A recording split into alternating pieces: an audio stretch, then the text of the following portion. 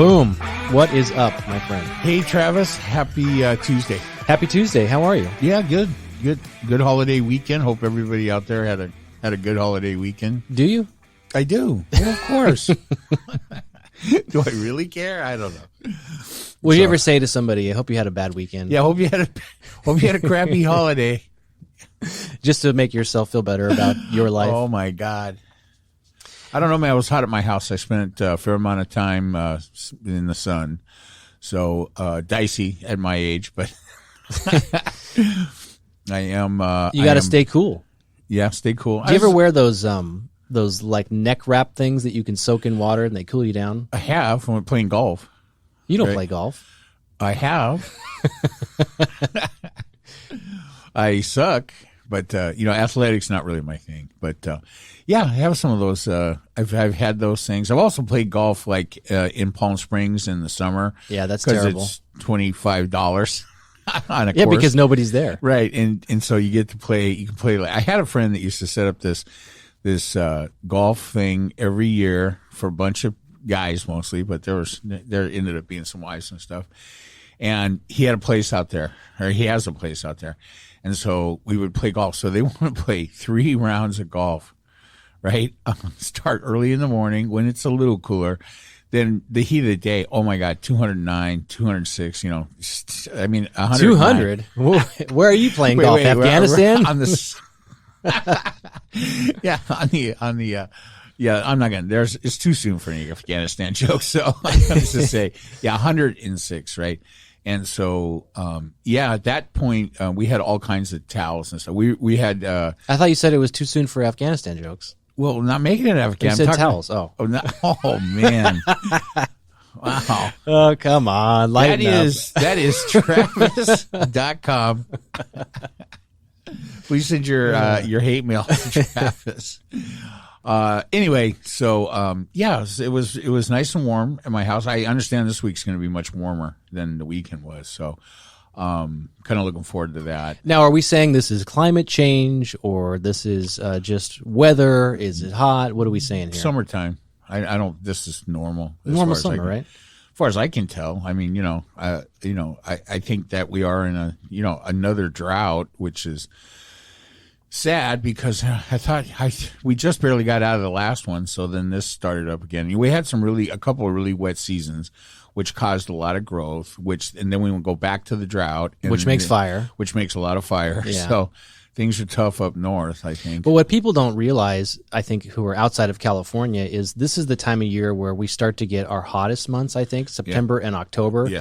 And there's a lot of stories in the news about fires in Northern California. Yeah. But SoCal's fire season isn't until usually October. I don't want to say, I was going to say wow, we haven't had much in the way of fires down here, but that's probably to come. So Isn't it crazy we have a fire season? Well, yeah, and it's much longer than it used to be. I know. We've always had a fire season, but so that's all. How much of that is climate change? I have no idea. So, sure seems like it. I don't know. Still hearing stuff from Hurricane Ida and what a mess that is back all the way up through New York and everything, right? So, well, they're saying there's still, 500,000 people without power? Yeah, I heard something like that, 700,000, so it's probably down to 500,000 now. And then there's still a lot of flood damage and stuff way farther north than I would have expected. Right. I understand a lot of flooding in New York and stuff. So yeah, you see those images from the subway and things, the water creeping down. Yeah, and then some people died in their basements or something like that up in upstate or somewhere in New York. I don't know where. I saw some reports about that, and of course, the most extreme on the left, the progressives, trying to suggest that is somehow a political issue, and it's another example of inequities and because these people live in basements. Do you buy into that shit? Well, I didn't hear that per se, but I can imagine hearing it, to be right? honest with you. So that's a little too far for me. I mean, there's always going to be somebody living in the basement, right? So I just don't know what to say about that. I think, I just don't think you can take something like flooding from a hurricane and turn it into that kind of a right-left kind of issue. So for me, I mean, the real issue is, okay, have the hurricanes gotten worse? is there a reason we can tie to anything? I don't know that I know that one way or the other. It surely seems like it, but anecdotally, I mean, it seems like there's been a lot, and that was a big hurricane, right? So, yeah, no, it was. Do you think that? Clearly, I think the progressives, like I just stated, are making climate change a political issue, and examples like hurricanes, right? The number of hurricanes and storms and things that we have, whether or not it's increased, and they're trying to tie it to climate change. Are you aware? Are Republicans completely saying no, it's not, or are they saying it's of course they're denying the climate change thing, but what about specifically on hurricanes and frequency of storms, and is that a political hot button for them? I think they would like to make it a wedge issue, but I think they might be hesitating a little bit on that. I mean, I heard something just in general about climate change. It's been almost 30 years that people have been saying, hey, there's man-induced climate change coming. It's got to be longer than that, right? We've done nothing, and so we're still not. We're barely thinking about doing something about it. So I think when we find out that we waited too long and we've missed the window, I think everybody's going to be sad, right? But I think it's true that we really have. There's been so much back and forth about the legitimacy of it. And look, here's what it is: the things you need to do to try to make the climate change issues better are going to be it cost money, and are going to be hard for things like the oil industry and things. And so you have some really powerful special interest groups that apparently do not give a shit about the effects of climate change, and they don't want to see their own personal situations negatively affected by trying to do something about it. So we just have not had the political will to really push the politicians to do something about it. I think this week I heard something that it's going to be infrastructure. I mean, Biden wants to get off the hurricane damage and off Afghanistan. As those two things are. He's taking a shellacking on Afghanistan. Yeah, and that's okay. I think he knew that going in, to be honest with you. I just don't think any of that's really going to stick. It's going to hurt his numbers for what that difference that makes right now. He doesn't have a re-election campaign for three more years. We talked about that last week, though, about, and I gave him credit, and still do. Yeah. But I think if there's going to be damage done to him, why not be in the first year, right? He's got plenty of time to recover. Right, exactly. And so Afghanistan, I mean, I think that was part of the calculus, right? I mean, the Biden administration, I'm positive that they weighed the pros and cons of pulling the plug on this thing. And I think in the long run, 2 years down the road, 3 years down the road, they're going to look back and say, hey, that was extremely brave of him in the face of the negative political fallout from that move. And that was never to be avoided. And can you imagine how much shit Biden or any future president will take if they even suggest that we should go back to Afghanistan for whatever reason? Well, Afghanistan? Yeah. I mean, let's say there's another attack on the U.S. Let's say that the remaining, 100 Americans can't get out, and that turns into a war. I mean, can you imagine trying to make the argument why we need to go back there? As far as 100 Americans stuck in Afghanistan, hey, you fuckers should not have been there to start out with. That was stupid on your part. You know one of the reasons why I'm 65? Because you don't make stupid decisions? I don't do stupid shit. I don't put myself in stupid, dangerous situations that I can't get out of. It's sad. Well, now, right, as an adult. The whole way. Well, I mean, in your youth, in your crazy days. Maybe Did you ever drive drunk? Well, yeah. Did you ever mouth off to a police officer? No, that I've never done. Really? What about the story you told me with you and a buddy on some? That wasn't me mouthing off to him. That was my friend. Just a quick review. That was my friend telling this big bald-headed white cop and his big bald-headed black cop partner that he was going to do everything from aspirin to acid, and they couldn't stop him. That wasn't me. Of course. That was me going, shut the fuck up. I don't want. So, would you ever jump out of an airplane? No, that's not something I'm going to do. Would you have in your youth? No, never. No, that's just one of those things like, hey, I'm in a perfectly good airplane. Why would I jump out? Would you ever ride a motorcycle? I've ridden a motorcycle before. It's, so would I do it in the future? Probably not, because my chances of surviving a fall at this point are slim. I mean, that's true just from you standing, let alone on a motorcycle. But that's right. now. Well, you've seen that firsthand. So, but you grew up in the Evel Knievel era, right? Mm-hmm. I mean, did you ever? I wanted a motorcycle when I thought it would be cheaper than a car, and it would give me mobility, right? So that was my big plan. Before I realized that you got to set your sights a little higher than the cheapest way to do everything in your fucking life. That was something I kind of learned from growing up. That always looking for, it was something my dad was kind of good at, right? He keeps all this stuff, and then he could always find a cheaper way to do something because he had the junk to put it together.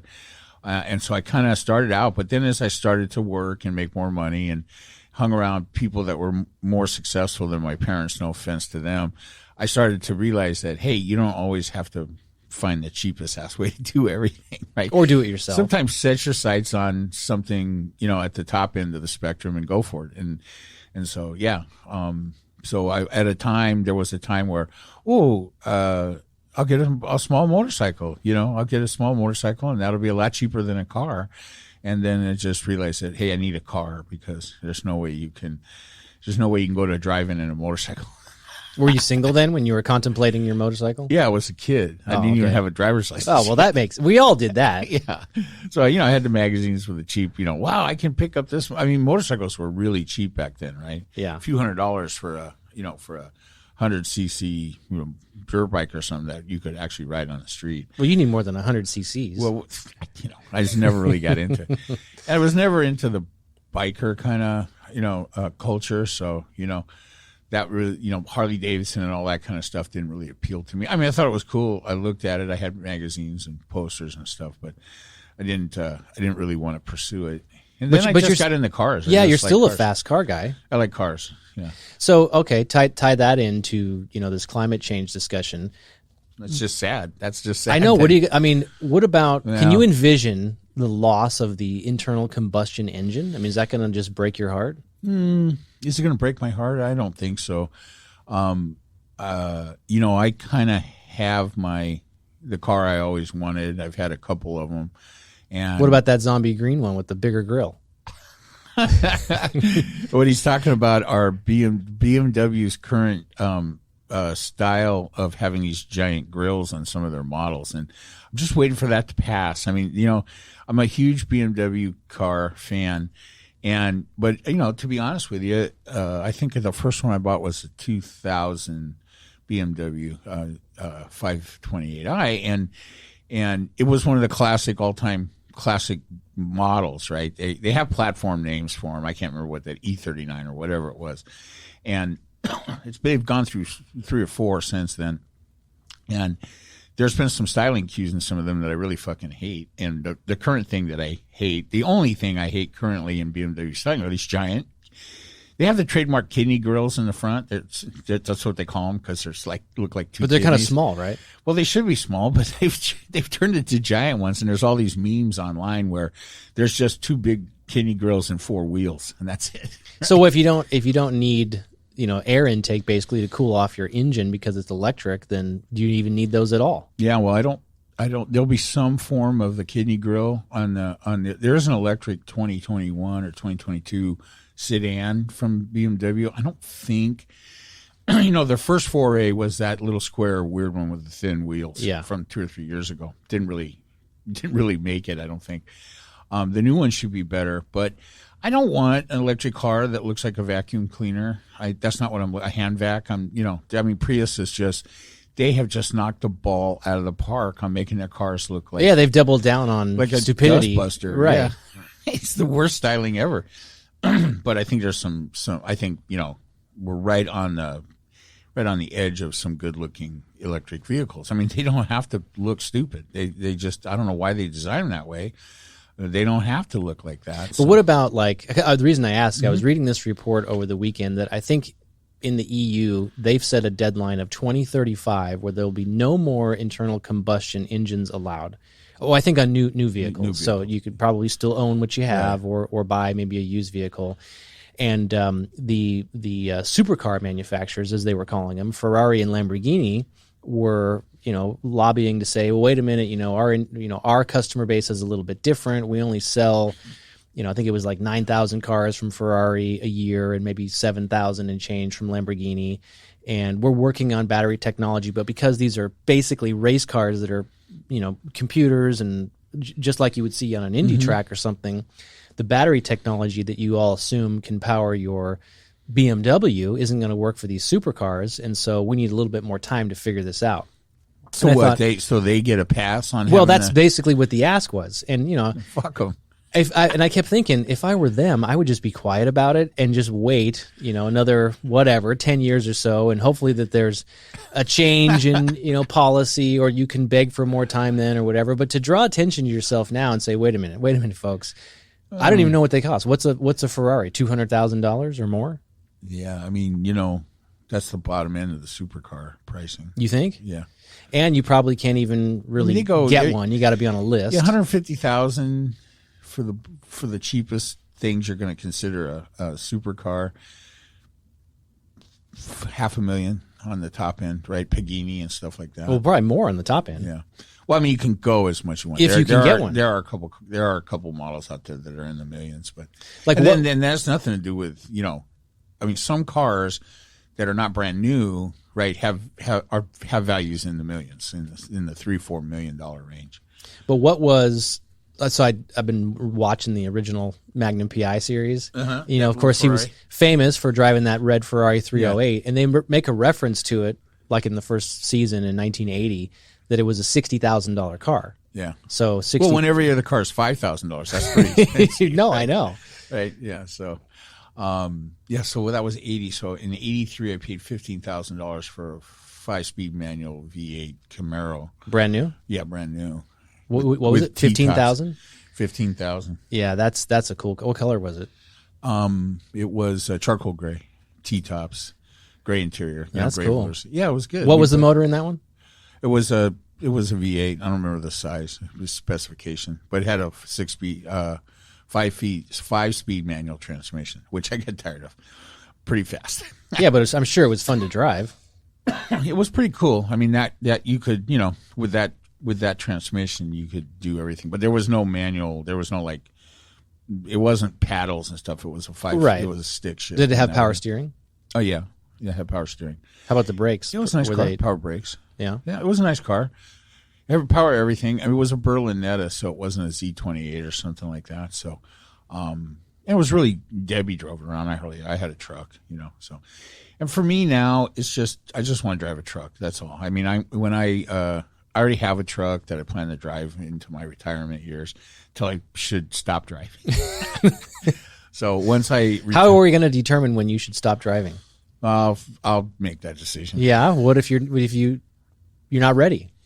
Well, that would be sad. Are we going to do it by counting the number of dings? I hope not, because that's going to Should there be an app for that? That's going to be my truck. Yeah, that's going to be my truck. So I have a 2002. Let me think here. I have a 2002 F-150 regular cab short bed, and so paint's failing on it. Right now, it's living at my other brother-in-law's house. He's borrowing it to do some landscaping or something. So while they use it for the time being, while I still have a company vehicle, it's one less vehicle in my driveway for right now. So once I get closer to retirement, then I'm going to take it, get it painted, put a decent paint job on it. That's all it needs. Body's in good shape. Better stay that way. So if you're forced to get rid of it, though, because you can't have an internal combustion vehicle, I don't think that's going to happen in my driving lifetime. Yeah, right? Probably not. Well, I don't know. It depends on if you give up your license. If you're going to be stubborn about it. Well, it could happen in the next 30 years. I'm 65, so all right, you could go 30 years. No, I don't think I'll go. You might drive. I'll probably go another. 10, 15 tops. I don't see myself driving past. I don't even know if I'll drive till 80. Already, it's just not that good an idea. I mean, I still drive fine, but Yeah, I need so my truck is smaller dimensions than the truck I drive around now. So it's just a smaller truck. It's not as high, but it's high enough, right? It's funny. I was talking with my wife about it. Her car is low, and I haven't been in that car for quite a while. And she drove me someplace, and she drove to a doctor's appointment or something, and I hadn't been in it for a long time. It's just low, and so we were talking about what's the next car. So I think the next car is maybe going to be electric. Just depends by the time that comes. I mean, this car is good for quite a while, and we'll see. We'll just have to see. I think the time is already here, I guess is what I'm trying to say. But do you think we're going to meet, we as a society, whether it's the U.S. or EU or anywhere else, we're going to meet some of these lofty climate goals? I don't know, man. I think that the bad effects of climate change, whatever the causes are upon us, right? And I think that we are seeing the very earliest consequences of not doing anything about it. And I mean, we're seeing it in the wildfires. We're seeing it in the droughts. We're seeing it in the hurricane seasons in the United States. I mean, it's a constant. There's never a break now from a there's never a break natural from disaster in the United States. Yeah, and I would add to that, there's never a break from a headline about a natural disaster in the United States. Well, I mean, yeah, I mean, so we've talked about this a little bit, right?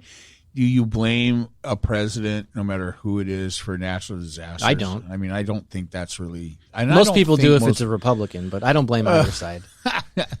I think that. I think most people see through that and realize that, it doesn't matter what side of the political aisle you're on. Response is different than blaming them. I mean, if there's a shitty response, I mean, Katrina was 16 years ago. The Ida hit on the actual anniversary I know, date. it's crazy. Well, they call it hurricane season, so that's not that, that hard to imagine. But, I mean, there was plenty of political stuff. I mean, Katrina was mishandled on a scale that we had never seen as a people You before. think, though? I do. I think that What was the big accusation was that Bush didn't declare a state of emergency to activate the National Guard immediately? I don't remember the details, but that sounds right. All of that. And that there was so little because of the populace that it affected, the response, the planning. Everything was just substandard, right? But then you don't get the relief in, right? You have thousands and thousands of people stranded in places in New Orleans and in that death mill. What was it? The Astrodome? No, what was that? What was the big sports arena? Superdome, Mercedes-Benz Superdome. Is that what it was? Yeah. In New Orleans? Yeah. Okay, so I mean, the stories that came out of that just unbelievable, right? But look at, I think the big difference there, and you just said, the planning and prep and all that. You let the levees. Well, you said that's where I was decrepit, going. right? You say you let, but what's the agency that built those or is responsible? It's like the Army Corps of Engineers or something. Well, I wouldn't be surprised if the Army Corps of Engineers built it, but I mean that's FEMA and FEMA. That's the one, and that's that. I mean, and surely. So I mean, we just had Ida. Ida was stronger actually than Katrina, not bigger, but stronger, there was and billions, it hit a little different, right? And there was billions of dollars worth of improvements to the levees in particular because of Katrina, right? But those improvements could have been done. So why weren't before? Do we know because why? the populace is poor black people, and so the FEMA then is a national agency which paid for the improvements, and because there was no declared emergency, or because it was just poor black people that didn't do it. Well, is that an example of systemic racism? I don't know. I mean, those are the things we have to look back on, right? And so, I am relieved that in the interim, in the 16 years since Katrina, that whatever administrations were in place, a good deal of that time was Obama. And then so things got infrastructure there in the sense of the levees got fixed because so we didn't go through it again. That would have been tragic had the same thing happened. Because then there's no excuse whatsoever. I mean, was there an excuse? I think it all sounded like poor, weak excuses after Katrina, but definitely, if that had been, Beverly Hills, that was depending on levees. Those levees would have been fixed long before Katrina. Well, that's an interesting kind of viewpoint. I'm ignorant to, what the timeline was of the repair, if there had been requests that were made to repair or costs or anything like that until after the fact. So, I mean, I don't have any knowledge to it. But do you remember President Bush congratulating the head of FEMA? Some guy, his last name was Brown or something like that. And he's sitting there going, "Great job." Right? There's the classic thing where Bush is standing with the head of FEMA while people are dying and have been stranded for literally weeks in Louisiana and New Orleans. And he's like, "Hell of a job, Brownie." That's the quote. Brownie, is that what you call him? That's awesome. That's very Bush-like of him. Yeah. He was famous for that. Remember the big one, landing on the aircraft carrier, mission accomplished? Mission accomplished. Well, those were his two big ones. Mission accomplished and hell of a job, Brownie. I'd love him even more that he called him Brownie. Yeah. That's awesome. And so, every president going forward wants to not have a hell of a job, Brownie moment. But how far after the fact was that congratulatory moment there? I mean, if you're Brownie, don't you want to be told by your boss you did a great job? But even if you didn't? Yeah, the problem was FEMA was completely maybe he was prepared. motivating him. You know what they say, like you reward the positive behavior, not the negative behavior. Yeah, I think here's how it came. Here's how it looked to the public. Since you obviously don't remember, I don't remember. It was Bush looked like a fool, right? I mean, FEMA was responsible for providing emergency relief for the people affected by Katrina, and they completely failed in almost every regard. And while they're failing in every regard, Bush is standing there going, "Hey, great job. Thanks for letting all the black people in New Orleans die." But how much of that is – so FEMA is an independent agency that exists, right? No, it's a federal emergency management. But what department. I mean is they report, I'm assuming, directly to the president or whatever the chain – to the executive. To the executive. But there's some chain of command. There's some what did you call Brownie? What's his title? Well, he was the head of FEMA. I'm going to say probably his title was director. And do you know historically is that a position that turns over when there's a new administration? Do you know? I got to think that that position is a political appointment. Right, of course, but I mean, then there are career people underneath. But there are some, like, okay, new administration comes in. There's certain jobs that hey, you're out. I'm going to put my guy in. But what about FEMA? Do we know? I would think the director is always a political appointment, right? And so let's say there's a new executive, that old person's out, and the new one's in. We think. Yeah, they put Hillary in charge of it once Biden came in. No, I'm kidding. I'm kidding. I don't know I don't know. Here's the good news. I don't know the name of the head of FEMA, and that means that they're not fucking it up. But even locally, so there's, like, Katrina was mostly New Orleans, there's right? Chemo, so you have California emergency. Chemo. But you have whoever the governor was of Louisiana at the time. You had the New Orleans mayor. And then you have FEMA, who, I mean, they don't need to ask permission of the chief executive to get shit done, right? I mean, I know the declaration of the emergency and all that releases some, funding. Yeah, there's some stuff. I mean, I'm not too familiar with the what's the word, the process, but I mean, for sure, some of it has to do with funding, right? FEMA has to be funded, so that has to do with Congress. I'm sure they report to Congress too, as well as oversight. I'm sure Congress has oversight of FEMA, and it's just So anyway, I think it went better. I mean, I think it went better this time. Well, mainly because the levees held up. Yeah, the levees hold up, and I think Biden's all over. I mean, he's there today, looking. He's there, and I think he's in. Where the hell is he? He's in New York, I think, looking at damage from Hurricane Ida. So I mean, he's on the ground. He's not just flying over it. I mean, here's the thing. Here's the other thing Bush did, right? He flew over.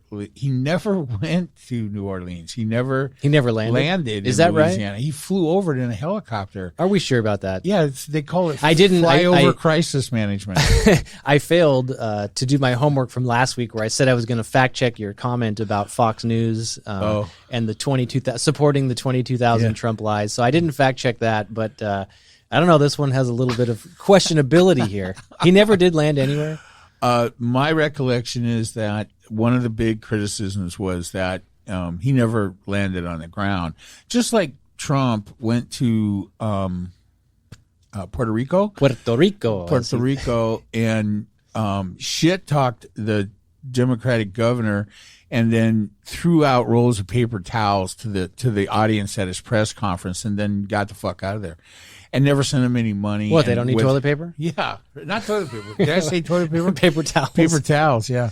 I mean, and another. I mean, that was one of Trump's. That was Trump's. Hey, great job, Brownie, or whatever moments where he's throwing out the paper towels as if that's some kind of help. So what? I mean, are you saying that it's more of the optics of it and the communication, or the actual decisions that were made by those particular executives? I think that, because I still stand by what I said, which is I don't blame the outcome on Bush or Trump or Biden for that matter. No, I mean, you can't blame any of those people for the hurricanes, the natural disasters per se, but they're definitely responsible for the response.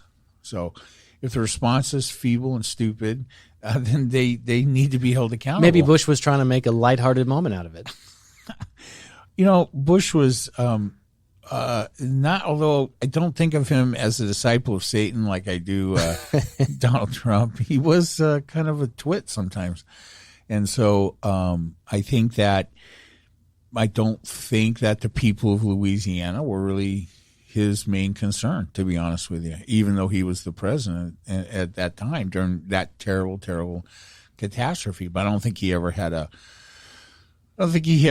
good. I think that whether a politician, a president, or whoever, a governor in a state, gets a grasp on a natural disaster in their state or their country, depends a lot on whether they give a shit about the people. And frankly, we know Trump didn't give a good goddamn about. I liked his response to Newsom. That one time he was in California and he said something like, "I don't think the climate knows what it wants." Some shit like that.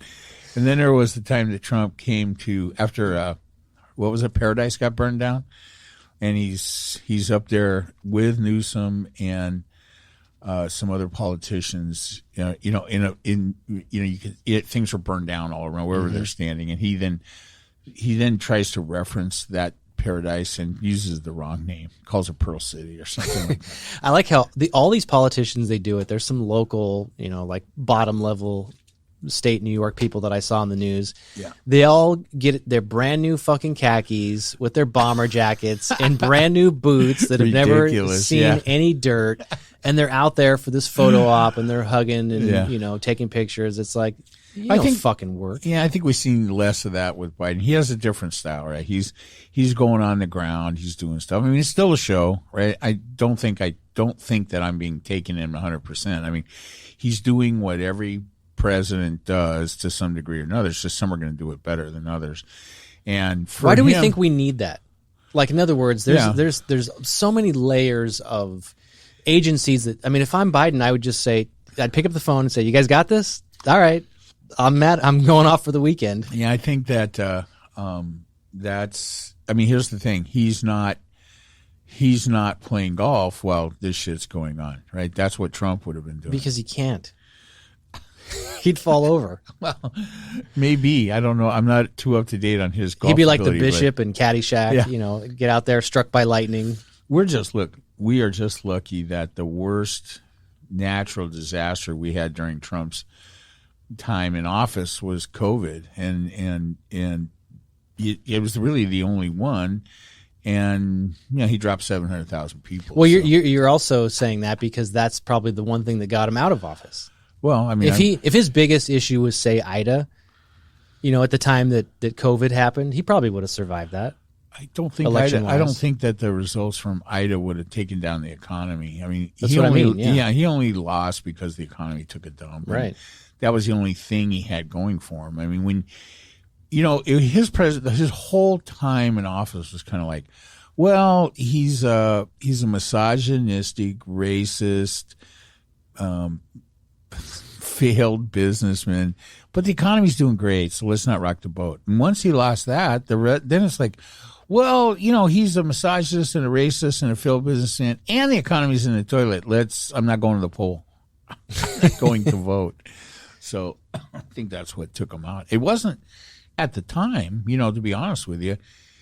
it wasn't the Republican Party that was on the way out. It was Donald Trump. He's the one that lost. Every other part of the 2020 elections was a win for Republicans. For the most part, though, they lost the Senate.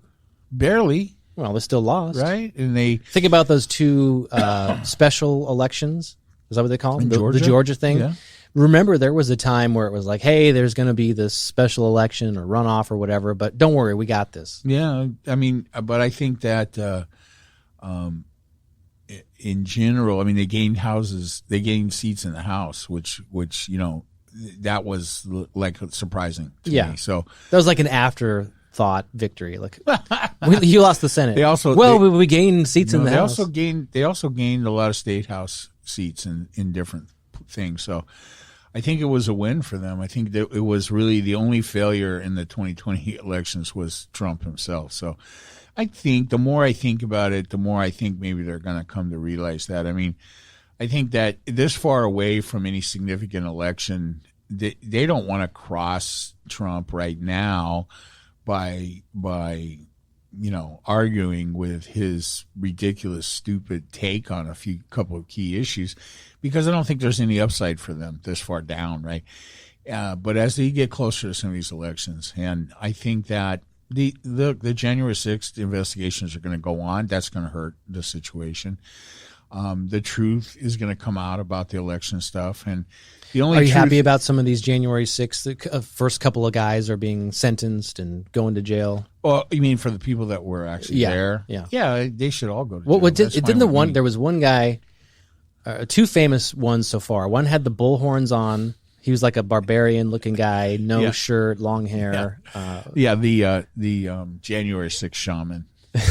And then there was like a Proud Boys leader, but didn't he only get 6 months or something? Yeah, I haven't followed all of that. I mean, I just think all of them need to get criminal records and do some jail time. Forget the hardcore gang members like the Proud Boys and stuff, but just the run-of-the-mill nitwicks in there. And then I think the political leaders on the right that promoted this and caused it to happen, they need to be held accountable. Are the Proud Boys officially labeled a gang organization or a terrorist organization? Do you know? That's a good question. I mean, I think there's no doubt that they are a domestic terrorist organization. But we don't remember, and they're white supremacists. But we talked about this, right? I mean, that's kind of a cloudy term because I don't think there's a clear definition of what domestic terrorists are, because it includes libertarians. No. It does. No, God, just so I know what you're talking about. So, and that was Brennan, right? Talking about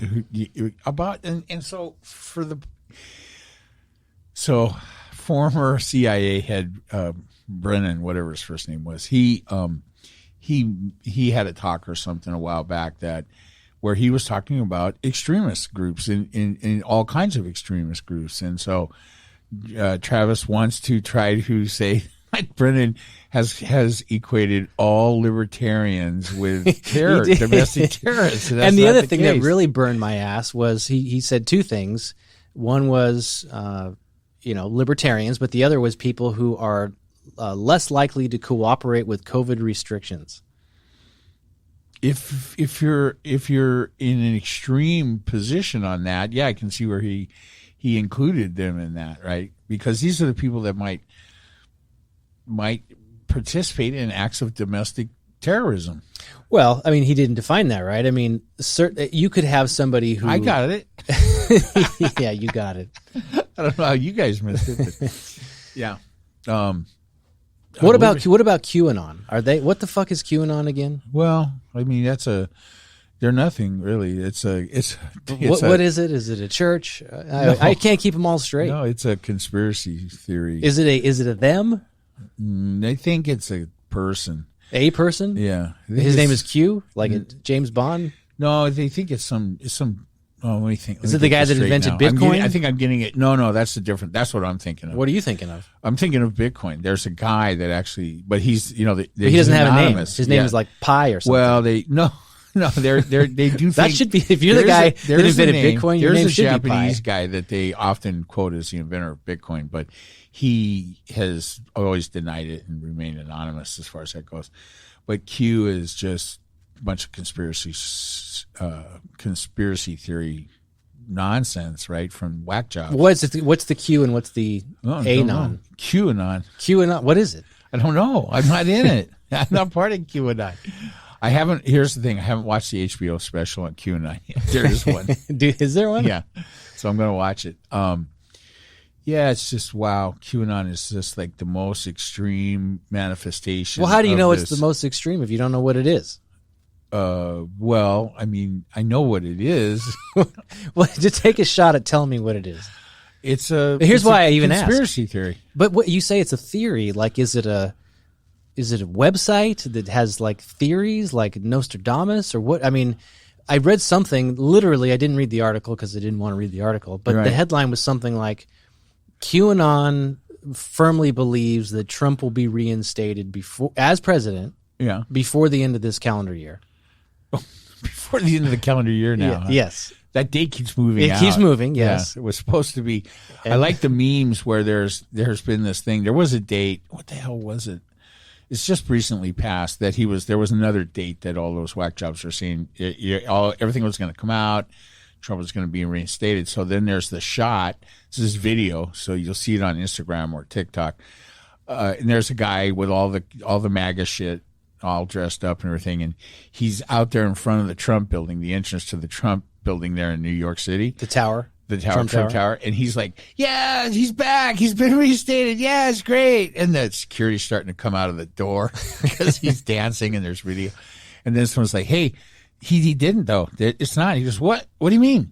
Hasn't been reinstated? What the hell? And then security's like, oh, this guy's a nutcase. And so that's funny. It's funny. I don't think it's anything really. I think that, in the wake of Trump rallies and things like that and campaigning, I think they found a lot of purchase in the sense that they could get people's attention. Their signs got shown on TV. If you showed up to political rallies or demonstrations or Trump rallies wearing the garb and with the Q sign and all that. Is Trump still saying at these rallies that he will be reinstated? Do you know? And I ask you all the Republican stuff because I'm sure your people on your channels are giving you updates. I haven't. I mean, has he even had? I don't think he's had any kind of rally. Well, he had a recent one that we talked about where he got booed for saying you should get the vaccine. I didn't hear how many people were there or anything like that. It's the largest rally that there's ever been as far as rallies. It's a big, beautiful rally, very powerful rally. But I don't know what he's saying. Very forceful rally. I don't know what Trump's saying anymore. He's pretty much, just exiled into Mar-a-Lago or something. And then there's somewhere else he goes to, but I can't remember where the other New Jersey is. Is it New Jersey? Yeah. Yeah, and I haven't seen an article or a picture or anything about any of about the daughter or the sons or anything, right? But does QAnon exist outside of the Trump universe? Did they exist before? I mean, is their sole purpose to spread conspiracies about Trump and the election, or is there other shit? I think it's all about Trump, right?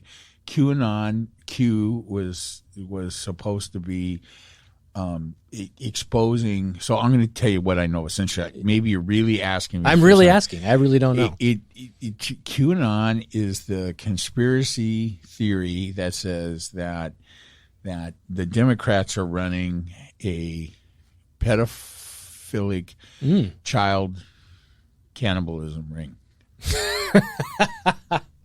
Okay, where is this just an attempt to be the most outrageous conspiracy group that you can be? I think that it's just, why that? Why'd they gravitate towards that? It started during Hillary's campaign against Trump, right? When she ran against Trump. Yeah. It started as a conspiracy theory to damage Hillary's campaigin. And was the pedophilia shit then? Yeah. And we're running a pizza place, and out of this pizza place was a front for a. I never heard these stories. For a pedophilic cannibal ring. God. Children, child exploitation. And I mean, that's the thing, right? It's like, okay, so in the normal world, right, of before times, something like that would be immediately dismissed as BT, stupid, ridiculous. Yeah, before Trump. Yeah. Or BC, before COVID. So, and it would immediately be dismissed, right? And so you have things like InfoWars, which is a website that Steve Bannon spent a lot of time on, and there's a guy, I can't think of the guy's Alex name. Jones. Alex I thought Jones. you made a reference to InfoWars. I knew who Alex Jones was. I never heard of InfoWars. InfoWars is his website that made him famous. That's where Alex. Is it his or was it Bannon's? No, it was his, I think. And Bannon may have been a partner or something, but he has people on it, right? And then he supports a lot of things. Just like, so Steve Bannon came from that, but Steve Bannon's organization originally was Breitbart. Right. Well, I asked you about the term misinformation and why do we use that term and why can't we use another term? But it seems like the term info wars is more severe than that. Like, hey, we're having a war on information. Well, yeah. I mean, InfoWars was the beginning for most of the most outrageous conspiracy theories. And I don't know if QAnon started on InfoWars or was heavily promoted on InfoWars. I'm not really sure because I don't follow Alex Jones or have never watched InfoWars and never will. But yeah, the big story I know about him is that he got into some shit about, I want to say it was the Sandy Hook school shooting. It was one of the school shootings. Claiming it was fake. Right. Yeah. Right. Well, I mean, there's just some things that are just beyond. I mean, I just don't even think. I mean, you just have to say that anybody that would go down that route, just piece of shit. I don't know what to say. I mean, the amount of pain and suffering that he can cause the parents associated with that event is beyond imagining, right? And so, and then as far as QAnon goes, are these? There are just so many Trump people that appear to support these stupid, ridiculous pedophilia ring conspiracy theories associated with QAnon. But does QAnon exist because of Trump, or is every Trump supporter a QAnon person? Not every QAnon person is a Trump supporter, but every Trump supporter is I don't know. I don't know that equates to that one. Are there any high profile? It's a small fringe of that group, but the numbers are quite large. I mean, they give themselves quite the media presence over the last few years. That's what I'm kind of shocked by. I mean, it's really on my periphery. It's totally started with Hillary, and it was a way to, it was totally conspiracy theories to just credit Hillary and the whole Democratic Party. Are they banned on Facebook? Do you know? QAnon? Yeah. Or Twitter? I think so. I would think so. And they're a terrorist group? I don't know. Well, but I do think that they have been considered, domestic terrorist of some type, depending. I mean, I don't know about that. I think, like you said, that what I can hear from the media about domestic terrorism still is a little bit murky, right? They're still right. Maybe we should have a new term. Like, to me, a terrorist implies harm. The term terrorist implies that at some point there's some physical harm that will be caused. And of course, the imagery of AK-47s and beheadings is the first image that you think of when you think of the word terrorist from probably the 70s forward. But I don't know, is there another term like domestic nuisance or no, domestic? I don't think so. I think that let's get the term terrorist. I mean, I don't think you have to have actual physical harm. What about damage. intent? I think any group that uses terror, does things or promotes ideas or conspiracy theories that provoke terror among people is a terrorist organization. And so, but that's a very loose term that could be construed as just dividing people. Causing terror could divide people. Well, if I call you up or put a thing in the paper that says, "Hey, you Joe Jones, I'm my group is going to kill you and your family and everybody you're friends with and everybody you've ever worked with, that would be considered a terror. Those would be considered legally terrorist I agree threats, with that. right? So, but what if you just don't have to actually do it? I agree with that. So but it's what terrorism. if yes, I think that's pretty clear. But what if the sole purpose is, hey, you, the Republicans are going to get Trump back in office. He's going to be reinstated. That's not going to might cause concern and fear, but is that really terrorism? Well, that's not. No, I don't think that would qualify as terrorism. I'm just checking. So funny. I just think that the we have been so fixated since 9/11, right? Which is coming right up. Right? I can't believe that's 20 years. Yeah, and it caused a powerful warping of our society. I mean, I think that I remember, first off, there's so many people now that were not alive. Would you want to do a 9/11 show? Are we going to? No. All right. I don't know enough about what would be a 9/11 show. Do you remember where you were? Yeah. I mean, I was getting ready. I was in my bedroom at home, and we were getting ready, and we had a TV in the bedroom, and we were watching it as we were getting ready, and then we heard about the first plane and thought, wow, what a fucking dumb shit. How can only New York could manage to fly a plane into one of their skyscrapers?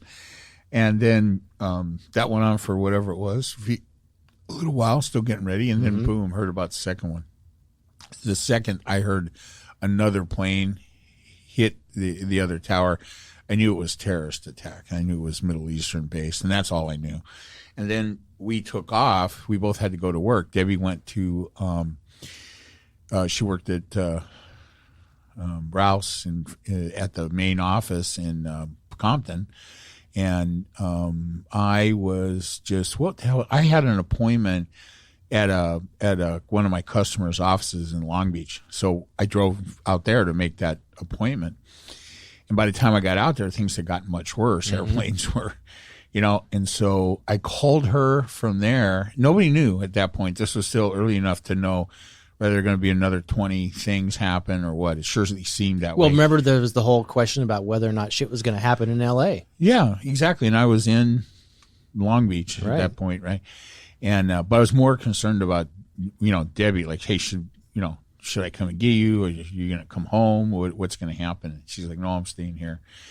And because things were happening, right? There had been the Twin Towers, and then the Pentagon, and then one or two airplanes have been down. In Pennsylvania, right? Yeah.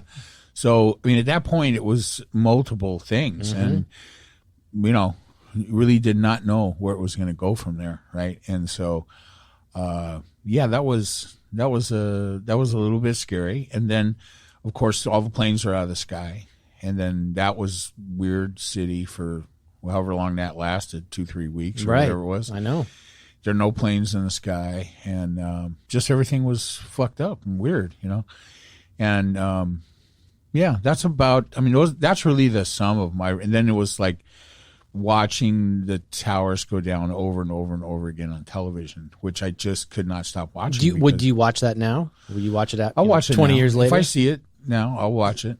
I mean, it's something to see those buildings come down, And what did I watch last night? I watched a movie called Cloverdale, which is a movie. It takes place in New York City.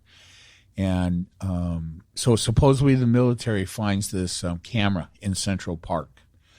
And they're going through the footage. And this camera, so it starts out where they're having a going-away party for some. So these are 20-somethings or 30-somethings or something having a going-away party for somebody in New York. And there's a guy that was going around the party, hey, do you want to say goodbye to such and such on film? And so he's got this camera. So it's not a phone. It was supposed to be before that. And then what sounds like an earthquake happens, and then they all go to the roof because they're seeing something on television. And there's a fucking monster tearing shit up in New York City. And they can see some of it from their rooftop, and then they start to evacuate. And so then it's them trying to get out of New York. They're in Manhattan or whatever. Is it a movie or a series? Yeah, it's a movie, and it's called Cloverdale. And the whole thing is this: he keeps filming, while they're trying to escape and this and that, and then eventually, I don't want to kill the whole movie for you, but I'm not going to watch it. Okay. Because there's not much point to it except it was pretty cool. Could have been. Did you ever see the movie? What is it called? Pacific Rim or something, where the Cajun or Cajun or whatever, the Japanese monsters come out of the sea, and we build giant robots to fight them and stuff. They got a name for it. It's always New York City, right? So this wasn't Godzilla or anything, but it was. It looked like, could it be alien? Did it come out of? I mean, they kind of posed the question: did this giant monster come out of a trench? It was as tall as a skyscraper, right? And it was shooting off. It sounds like a Godzilla ripoff. Sorta, but it was more like, there was no part of this movie that wasn't from the perspective of this handheld. It was like a Blair Witch kind of thing. Well, sorta, but better than that, less irritating than that. But yeah, it's always the cameras, the scenes are moving around, and there's never a scene where like the guy running the camera is in the thing unless he turns the camera on himself, which he does a couple times. Right. And so typically I don't watch those kind of movies, but this was kind of interesting. It's just the thought that you could, be in New York City or downtown LA or something and see something like this happen. And so, kind of weird, and then what's going on with, they are on the bridge. What is the big bridge out of New York? The Brooklyn Bridge? No. I guess. Brooklyn Bridge, that other shitty bridge. There's some I don't even know. Yeah, I know. And they were on that when that gets attacked. And yeah, it's just really crazy, right? So, and then at the end, did they blame Republicans or what? Yeah, totally. Biden could have done something about this. Right. So I don't even know why we were talking about. I don't know. You went there from 9/11. Oh, 9/11. I guess catastrophe shit. Okay, so yeah, that's right. So this monster tears the head off the Statue of Liberty and throws it in the middle of Manhattan, and you see him topple some really big buildings, and then the smoke coming down the street, between the skyscrapers like you saw from 9/11. And all that. So it really brought back some memories of 9/11 footage. And thank you for bringing me back to why I brought that up. Would that be like... there's going to be a lot of that shit on TV pretty soon. In fact, there is, and I think it's HBO too. They have, there's a new 9/11 special, and I'm sure there's going to be footage of it, right? I'm sure there is, yeah. But you got to watch the one I was telling you, I think this time last year, and it's maybe 8 or 10 years old at this point, but it's essentially an interview that they did with Bush. Kind of about 9/11. Yeah, right. Where it's either an hour or 2 hours. I don't remember. Maybe it was National Geographic, but you could find it anywhere. Yeah, right? yeah. You could stream it, and it's him recounting all of that stuff. And I think it's very interesting. And you should really not look at it from a political lens, because any sitting president at a time like that, you would want to hear, I think, what went down. I guess, unless it's Trump, and you'd be like, it was beautiful how they responded, blah, blah, blah. But very powerful. Very powerful. But for Bush, I think, and we talk a lot about Trump too, like Trump really didn't have any plans for how to be president, what he wanted to accomplish. He just wanted to win the job. And Bush, I think he had some things he wanted to do. He certainly didn't, I don't think foreign policy was big on his agenda. And he certainly didn't ever imagine that he would, be dealing with this war and then creating other wars, right? So he comes across, I think, very genuine when he's walking you through all the events, and he took shit. You remember that day he was at some school in Florida speaking to kids, and they whisper into his ear. Yeah, I can see the film. And then he doesn't leave right away, and literally within a nanosecond he doesn't leave, but he leaves right after. Well, you're going to scare all the kids by running out of the bring the Secret Service in and rush them out. But the way he tells the story, and as he's telling it to you, and then you're watching the tape of him in that Florida school, you can see his fucking eyes twitching and trying to process, what the fuck did they just tell me? What tiger tail do I have a hold of today out of the clear blue? I'm sitting in this fucking elementary school. I'm not even in the situation or anything. I've thought about that many times when I've seen that tape of him in the school and stuff. Look, not a fan of George Bush, but I thought he did fine. I thought he was the president we needed him to be. while that was going on 9/11 and throughout the time going forward. And I think it was all right on track right until we went to Iraq. I think. Yeah, so I think that's title where it went off the rails for him. Go all the way back to Katrina then, which was 2005. Was that the beginning of the end for him, you think? 2005 was at the beginning. Well, because I think he went 2 terms, so his end. Well, was I know coming that. No matter what, I don't mean that he lost his job over it, but I mean, was that the bottom of his kind of support? And well, I think after the fervor of 9/11, he wasn't very popular when it happened. He got reelected, but it wasn't an overwhelming thing. His popularity soared. I mean, he had like 94% approval rating. Who was that? Who did he run against? Well, that would have been what? Was it Hillary? No. Let's see. He beat Gore with that in 2000. Right. And so then it was Dukakis or something, right? No, was it? I think so. Wasn't Dukakis or was it Kerry? Maybe it was Kerry. Yeah. Maybe Dukakis was the first one. Then what was the second one you said? Gore was first. Oh, Gore. That was 2000. That was 2000. Well, wait a minute. So 2000, 2008. Yeah, so Gore in 2000. Then was it? Maybe it was Kerry. Maybe it was Kerry, I think it was. Such a... Yep. Well, Dukakis, he was like... He was like 88, wasn't he? Yeah, that was... Wasn't he... That was Reagan or something. I can't. Yeah, he's way back there. So, so Kerry, right, and then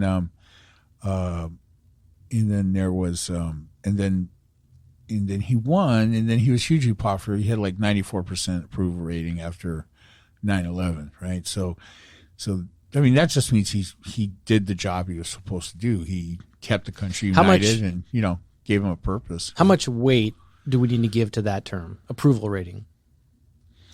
Well, I mean, it's the only, you got to have some standard to make some judgments. I mean, for what it's worth. The only real poll that matters is the election, right? So, and I think we've all seen that I don't think any of us trust polls as much as we did at one time. And I think there's a bunch of reasons for that, not the least of which is just the lack of home phones. I mean, I think if any one thing has fucked up the ability to poll potential voters prior to elections, it's the lack of home phones, right? So I don't answer calls on my cell phone. I don't recognize. I don't give a shit who they're from, right? So I don't even know. I'm having a hard time with this Newsom recall. I'm not certain I'm even going to vote. What do you think of that? Well, if you don't vote, what does that mean? Well, I mean, that's not very do you American. Want him recalled? Well, here's the thing. I do. Well, then vote yes. But here's the problem that I'm struggling with. And then vote for one of the people on the ballot. Yeah, I didn't vote for him when he was on the ballot, whatever that was, 2 years ago. I don't even remember who I voted for. Probably Libertarian candidate.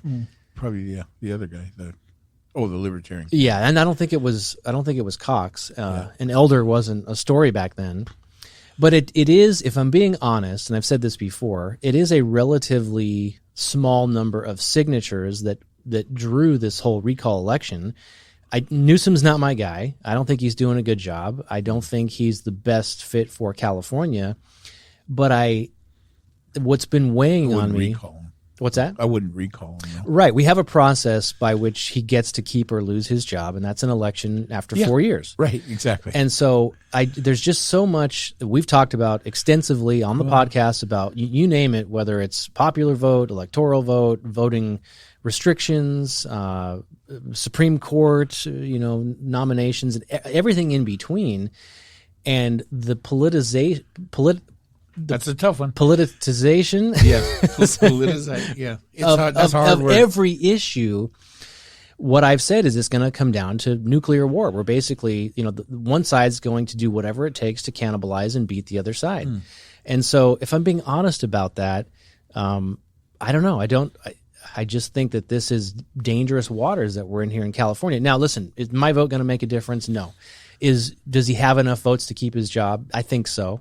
I don't think he's in really any jeopardy to lose his job, but I would prefer not to see it this way. Can I get the $200 million back? And it's very similar to your position on the on the propositions that we face. I mean, you're not a big fan of the propositions because you think that's why we have a full-time legislature and we don't need the people to decide on that. Yeah, I think this recall process is ill thought out. It's evidently been used, I don't know what the number is, 100 times, 160 times, successfully once. It's just a tremendous amount of time and money. How many recall elections have been? One prior, right? It was Schwarzenegger, right? Yeah, Gray Davis and then Schwarzenegger. That's the only recall effort that has resulted in an election. And I think the only reason why that was successful is because Schwarzenegger at the time said it's going to be total recall. And he could use his movie line. You remember that? You've been waiting all weekend for that? And my movie, by the way, is going to... Yeah, so I don't think much of the recall process. I think it was probably co-opted by the Republican Party, California Republican Party. They're a particularly amoralistic group. Remember what's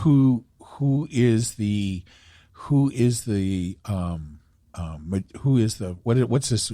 Kevin McCarthy is from California, right? Right. So that whole group, I mean, the federal Republican legislators that come out of California are the worst of the worst, and so I think that there's probably a lot of same for the Democrats too. By the way, anybody coming out of California is the worst of the worst. I will allow you to say that, but Pelosi, Boxer, Harris. Yeah, well, I mean, look at them and decide which group appears to be completely without morals or integrity or anything worth a shit. And I think the answer is obvious.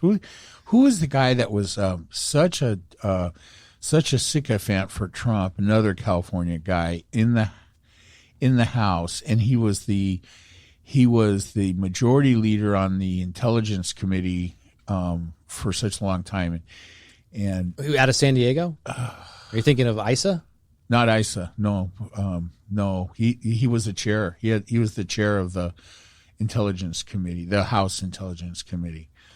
God damn it! I can see his face. But anyway, it's just another California Republican. It's just the worst group. So I think we'll get through this election. I don't think it matters one way or the other. I mean, am I a big fan of his? I can never even remember his name. See, I've already forgot it. The governor. And I have a mental block against remembering his name. I can see his face too, and then that whole French Laundry nonsense and everything. It's just some really stupid optics and just bad timing for stuff, right? And we need Democrats need to have elected officials, and they need to exhibit a higher level of integrity and trustworthiness than their opponents, and then because the Republican Party has just got rid of all that. They don't care about anything. It's just about them either regaining or holding on to whatever power they have, and it has nothing to do with politics or what's good for anything. Well, that's kind of a good segue, because speaking of Republican governors, I guess the big story is this Texas abortion law. You see this? Yeah. Oh, yeah. Yeah. Did it just get louder in your ear, or is that just me? No, just you. What's up with me? Did your ear pop? I don't know. Maybe. I mean, talk about. Why don't you tell me how that whole situation looks to you? Well, it's shocking. I mean, you can probably guess. Yeah. I mean, it's shocking. It wasn't really on my radar. I wasn't necessarily following stories that this was a thing. I had heard other things, some of which I've brought to the podcast, like permitless carry for firearms. Of course, we've talked about the voter suppression stuff, but I really wasn't aware that there was this other thing, in Texas. Okay. Gaining legs that was going to turn into this thing. It's fucking frustrating, and it boils my blood. Why this is a thing? In other words, this is the biggest issue I think that Republicans need to just back the fuck off. Good but luck. why any government needs to care or tell people what to do with their bodies, I just don't understand. I don't know. I mean, I guess it's all religious based. It has to be. There's no other good reason for it. But I mean, why the fuck is this a thing that government needs to do? So let alone solving problems, let alone, figuring out how to, defeat your opponent to get something done or prevent them from doing something to you, whether it's taxes or whatever. Then this is another level for me because it's not anything that needs to be done. So look at it just from that level alone. It's not as if, we've got COVID to deal with or kids in schools or, again, the taxes, infrastructure bill, you name it. And it's not dissimilar to the voter laws, which I'm lost in the weeds there too. I don't even know where we are. But it's not dissimilar in the sense that that's not a thing that needs to be done. It's not a problem that needs to be solved. So you're now creating a situation that, again, is just at another level. And so for me, like I said, it wasn't on my radar. Now it's a bill that has been passed that the governor apparently signed because that's so important that he's got to go to the mansion and figure out, who's having abortions. Then it gets even deeper, which I couldn't even believe what I was reading about. There's this whole snitch system where anybody at any time can snitch and accuse somebody of having an abortion, and then you can criminally sue them and they're liable for $10,000. I mean, it's like, what the fuck bizarro shit am I reading? Well, so great introduction. I think you summed it up pretty good. Those are the comments and the things that I would expect how they would appear to you, right? And so just from my perspective, because I have been following this, right? I've been waiting for Texas. I knew all along that Texas or Georgia or one of them was going to be this. There's going to be a test case. There's already one coming up that we thought was going to be the test case, but this kind of came fast. And Roe versus Wade says that no laws can be passed that can stop abortion prior to the third trimester. That's what Roe versus Wade. That's the right that Roe versus Wade protects. Settled law. Okay. 50 fucking years. Which, by the way, remember, this was the whole thing under the 3 justices that were appointed under the Trump realm. They do this everything with the confirmations. They try to get every justice to respond to prior cases, and it's not just Republicans. I mean, the Democratic appointees, if you will, all try to skirt the issue. However, on Roe v. Wade, and I think it was Kavanaugh who said, I consider it settled law. Yeah, well, what's happened here is the very unscrupulous Texan Republican Party, how do I put this in the simplest terms? They're not going to enforce the law. So their law says that once there's a fetal heartbeat detected, you cannot perform an abortion. That typically occurs at 6 weeks. At 6 weeks, almost no woman knows she's pregnant. So it virtually eliminates all abortions, no matter what the reasons are. Okay. So right there's your first stumbling block. And I read something too that some doctors were saying, hey, that thing you hear is not actually a fetal heartbeat. It's like the machine making that noise, and there's no fetal heartbeat until sometime later. So the interpretation that somehow this is going to be 6 weeks, you're not even going to be able to do it. Well, I mean, that's all sounds like it could be, a good debate. I think the real issue here is that the Texas legislature has purposely devised a way to get around Roe versus Wade and do something that would be unconstitutional.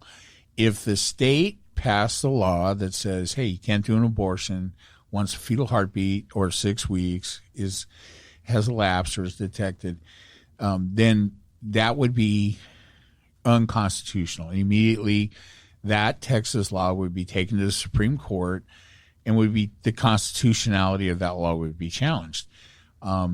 That's not what they're doing. Because they're not going to enforce the law. They subsequently provided a way for private citizens in Texas to file lawsuits against abortion providers, their families, the driver, Uber drivers. I know anybody connected to it. And here's the thing. That is just wrong, right? How do you even enforce that? Well, I mean, they're going to file suits, and Texas courts are going to uphold the suits. They're not going to dismiss the suits, because here's what really the change is. Typically, to file a lawsuit, you have to have some kind of standing, right? So there has never been a situation where a private citizen, Uber driver can make a claim. Well, it's not the Uber driver. It's you as a private citizen can accuse the Uber driver of That's what I mean. Driving the person to the Right. thing. So typically this law says, hey, any private citizen in Texas has I just used the term. What is it? Has status. Standing, right, to file a suit. That's asinine. Prior to this, if you were a private citizen and said, hey, I'm filing a lawsuit because Jane Doe went and got an abortion, I'm naming her parents, her Uber driver, her uncle that advised her to go, we're naming all of them in the suit. And the Texas courts are going to say, yeah, you have standing to do that, and the case will go forward. And then when they lose the case, right, you as the people being accused, you all have to pay for your defenses. And you don't get any of that money back from the accuser. On the other hand, the accuser stands to be awarded a $10,000 bounty for filing the suit. So, I mean, I don't think any more explanation than that is needed. There's only one purpose for the snitch thing, and that's to get around. That's so that nobody can claim that the state of Texas is enforcing an anti-abortion law that could be challenged in the Supreme Court. And so this was taken to the Supreme Court, and the conservative majority on the Supreme Court refused to hear anything about it. Let's get into this for a second, because I'm not exactly sure how this works. Okay. So this case wasn't heard by the Supreme Court. Nope. So we talk all the time how, like, certainly in the Trump years, he would make some declaration, whether it was a travel ban or whatever, and then you would hear the story about, hey, some federal judge in some city you'd never heard of, some judge you've never heard of, declares it unconstitutional and was able to block it. So when I heard the Supreme Court thing, I was thinking something similar in the sense that it's not being heard in the Supreme Court, but they have an opportunity to I guess, allow it to continue, or where does it go from here? There is a very short stay from a federal judge regarding implementation of this law in Texas till the 16th or something of this month, and then it will expire. And the Supreme Court has not opted to hear the case. They've said nothing. So let's say the very first pregnant person in the state of Texas who can't get an abortion files a case with the Supreme Court and demands that the Supreme Court actually hear their case. Will they do it? No, I don't think so. I don't think, first off, I don't think that person can do anything. You don't get an abortion. The only people that are filing lawsuits here are the people ratting out people that are actually getting I know, abortions. but let's say you are a citizen of Texas and you now can't get an abortion because of this new law. Nobody will do it. In your state, nobody will do it, which you would argue as a citizen of Texas, hey, that's illegal. That's unconstitutional because of Roe v. Wade. You then go to the Supreme Court. Here's what the Supreme Court will – they'll make a decision about whether they're going to hear the case or not, and they're going to say, hey, we can't intervene because we don't have jurisdiction. The state did not prevent you from getting an abortion. You have every opportunity to get the abortion. Is that what their argument is? Yeah, because it's not the state that's going to enforce the anti-abortion thing. They're going to let you get an abortion if you can find a doctor in Texas that will perform an abortion. But isn't part of it that no doctors are allowed to perform abortions in Texas? They are all allowed to perform abortions. They are all subject to having their asses sewed off. I see. So this is their way. This was their way to try to pull it through by circumventing any possible as soon illegal as the activity. state says, "Hey, doc, you can't do abortions," they're in violation of Roe versus Wade. That's I see. Settled law. That's the Supreme Court ruling, and most likely the Supreme Court would have to intervene and say that's unconstitutional. That's settled. You can't. No state is allowed to pass a law that prevents an abortion prior to the third trimester. Listen, I am a self-declared junior attorney. Oh, And I don't understand. I'm trying to understand the argument here. I don't know how you defend this. Not you, but I don't know how people defend this. In other words, where's the teeth here for any piece of paper that the governor of Texas is signing? Yes, I understand what we talked about, that you can make these lawsuits and the civil penalties of $10,000, but what's the connection? How is that legally allowed? Boiled down into its simplest form, the state of Texas has given every Texas citizen standing to file abortion lawsuits, which we would presume would be plentiful, right? Because of the religious population there. I'm assuming that's where this comes from. So the assumption is that there would be the asshole population. Well, hey, I'm the one that wants to get rid of religion immediately. You seem to think we need some transition period. Does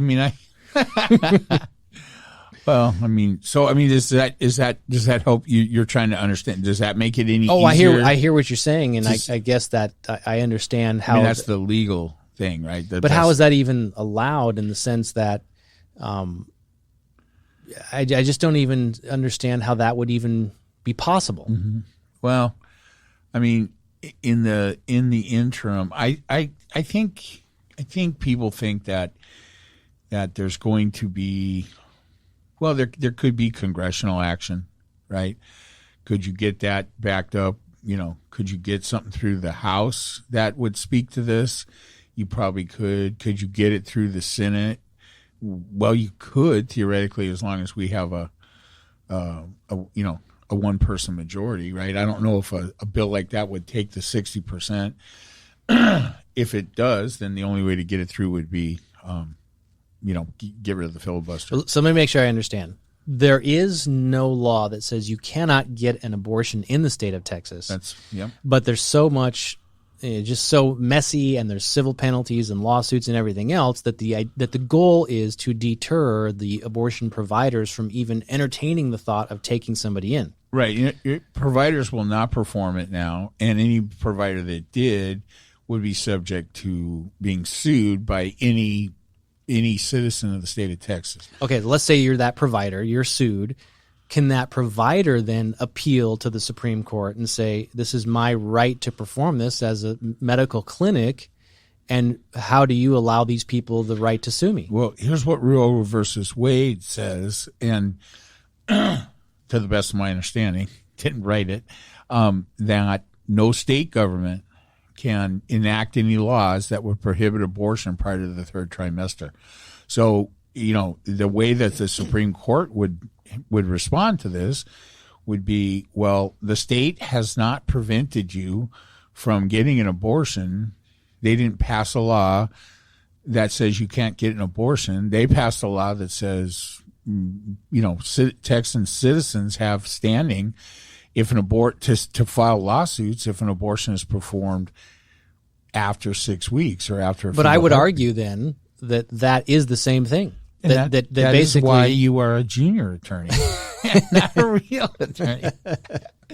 That's the thing. So I'm not sure. It just gets to be too legally complex for me to really understand what the next step is. I understand clearly what Texas did, and what they tried to do. Yeah. They're doing it on purpose, right, to do this. Then here's the bad news about this, right? I mean, as if that's not bad enough news, right?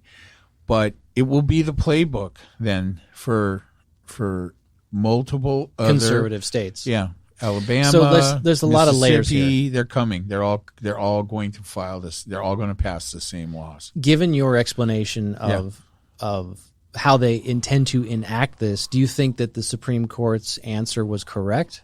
Their response was correct? Well, I mean, it's unfortunate that they're not gonna take it up and hear the arguments. I think that's appropriate. But here's why I set this up. Go all the way back to, I want to say it was Kavanaugh. Well, you and I had these heated discussions on the podcast. Anything Supreme Court related was heated. Yeah.